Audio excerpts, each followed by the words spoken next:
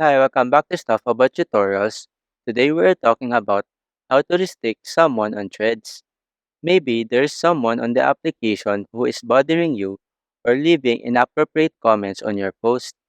So today I'm going to show you how to restrict someone on threads. Check video description and I will try to leave the written instructions. So let's start. First, open your Threads application and log into your account. Once you're logged in, you will be taken to your home feed. Now, scroll through your feed until you find a post from the user that you want to restrict. Once you have found the user, simply tap on their username to open their profile page.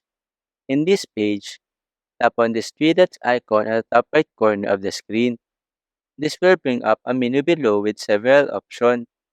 Now, to restrict this user, simply tap on this restrict option. After that, you now have successfully restricted someone on threads. Now, they will have limited access to your account. They won't be able to see when you are online or if you have read their messages. Their comments on your post will only be visible to them. There you go.